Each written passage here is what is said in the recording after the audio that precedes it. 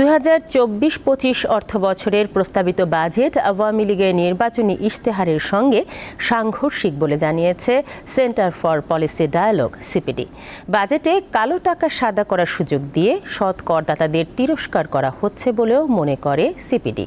শুক্রবার রাজধানীর বঙ্গবন্ধু আন্তর্জাতিক সম্মেলন কেন্দ্রে বাজেট নিয়ে এক পর্যালোচনা অনুষ্ঠানে আলোচকরা বলেন, আয়করের সর্বোচ্চ হার যেখানে বাড়িয়ে শতকরা 30% করা হয়েছে, সেখানে 15% কর দিয়ে কালো টাকা সাদা করার সুযোগ নৈতিক ও অনৈতিকভাবে গ্রহণযোগ্য নয়।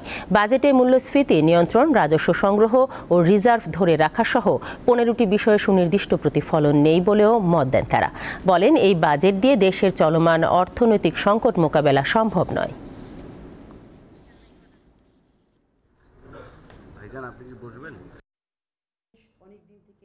তিনটি বিষয় এই বাজেটের গুরুত্ব দেওয়া দরকার ছিল।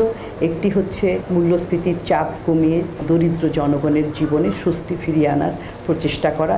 বৈদেশিক মুদ্রার রিজার্ভের ক্ষেত্রে সেই পদক্ষেপগুলোর ব্যাপারে এখানে শুধুমাত্র আমরা দেখেছি যে কিছু লক্ষ্যমাত্রা দেওয়া আছে, কিন্তু কিভাবে এটা করা হবে সেখানে বিস্তারিতভাবে বলা নেই। ট্যাক্সের টাকা দিয়ে সে সাদা করে ফেললো, কিন্তু দুদক হয়তো তাকে ধরতে পারে, এরকম একটা আশঙ্কা কিন্তু ছিল। এইবারে কিন্তু সেইটাও একেবারে বন্ধ করে দেওয়া হয়েছে।